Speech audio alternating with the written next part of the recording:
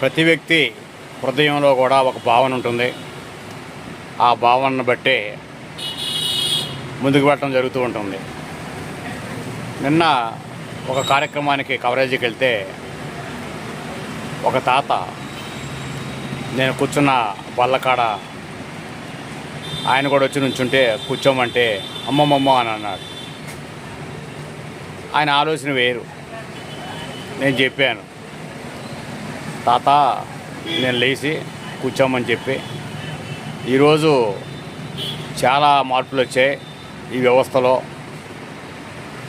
తక్కువ వాడు ఎక్కువ వాడు అనేది ఏం లేదు, అంతా ఒకటే, మానవులంతా ఒకటే. మనం కొలిచే దేవుళ్ళు వేరైనా, మనం ప్రార్థించే విధానం వేరైనా, ఎవరైనా ఎప్పుడైనా ఎక్కడైనా కోరేది మాత్రానికి మనం సంతోషంగా ఉండాలని కోరుకుంటామని చెప్పడం జరిగింది. అంతే తప్ప ఎక్కువ వాడు తక్కువ వాడు అనేది ఏమీ లేదు. ఎవరైనా అన్నం కలుపుకున్నప్పుడు చేత్తోనే తింటారు. ఇవన్నీ మామూలే. నమస్కారం అనేది ఒకటే, ప్రతి నమస్కారం కూడా ఒకటే. ఆయన ఆలోచన ఏంటంటే, నాకు వాళ్ళు 85-90 ఏళ్ళు వచ్చాయి, నన్ను చూసి ఎదుటి వాళ్ళు ఏమంటారో అని అనుకుంటున్నాడంటే ఆయన మంచితనం అని చెప్పాలి. ఎందుకంటే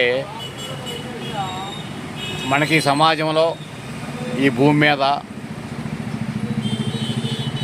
మనకి మమ్మ అనిపించుకొని పోదాం తప్ప మనకి ఇంకా వేరే ఆలోచనలు ఎందుకు అనే ఆలోచన ఆయన అయి ఉండొచ్చు.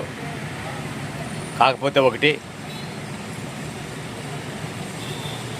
ఎవరికి వాళ్ళు వాళ్ళ స్వార్థం కొరకు తాము గొప్పవాళ్ళమని చెప్పుకోవడమే తప్ప, లేకపోతే ఎదుటి వాళ్ళని ఇబ్బంది పెట్టేందుకు ఇంకేదో చేయటం తప్ప అసలు వాళ్ళంతా కూడా మానవులంతా సమానమే అనేది వాస్తవం. ఇది తెలుసుకున్నవాడు ముందుకు వెళ్ళగలడు, ఎక్కడైనా ఎమ్మడగలడు. కొంతమంది ముందడుగు వేయలేరు, 10 మందితో ఎమ్మడలేరు, దూరంగా చెకోర పక్షుల ఒక్కొక్కళ్ళే ఉంటుంటారు. అది వాళ్ళు మారాలని కోరుకుందాం మనం కూడా.